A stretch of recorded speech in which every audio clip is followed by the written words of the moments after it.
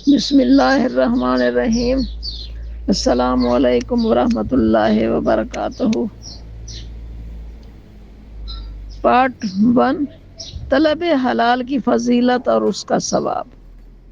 واضح رہے ارشاد باری تعالیٰ ہے کہ اے پیغمبرو، تم اور تمہاری امتیں حلال چیزیں کھائیں اور نیک عمل کریں۔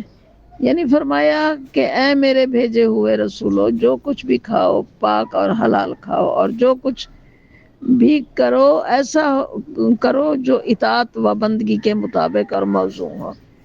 اور اسی لیے رسول اللہ صلی اللہ علیہ وسلم نے فرمایا کہ طلب حلال تمام مسلمانوں پر فرض ہے، اور فرمایا جو شخص 40 روز تک حلال کی روزی کھاتا رہے جس میں حرام کی ذرہ بر آمیزش نہ ہو، حق تعالیٰ اس کا دل نور سے بھر دیتا ہے اور حکمت کے سوتے اس کے دل سے پھوٹ پڑتے ہیں۔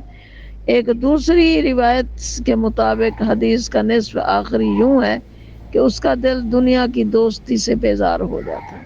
حضرت سعد رضی اللہ تعالی عنہ، جن کا شمار صحابہ کرام کبار میں سے ہوتا ہے، ایک مرتبہ حضور صلی اللہ علیہ وسلم عرض کیا کہ میرے حق میں دعا فرمائیں کہ میری ہر دعا قبول ہو جایا کرے۔ فرمایا حلال کی روزی کھاتے رہو، تمہاری ہر دعا قبول ہو جایا کرے گی۔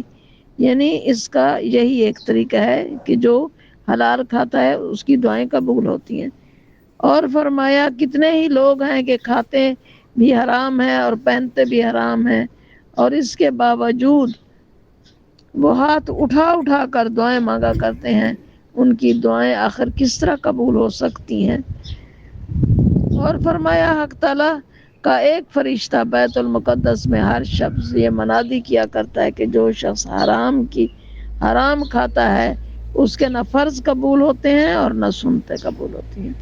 اور فرمایا کوئی 10 درہم میں ایک کپڑا خریدتا ہے اور اس کا لباس سلواتا ہے، لیکن اس رقم میں اگر 1 درہم حرام کا ہے تو جب تک وہ لباس اس کے جسم پر رہے گا اس کی نماز قبول نہ ہوگی۔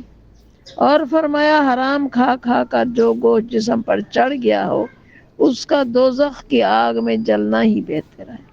اور فرمایا جس شخص کو اس بات کی پرواہ نہیں کہ مال کہاں سے چلا آ رہا ہے، یا حلال بھی ہے یا نہیں ہے، تو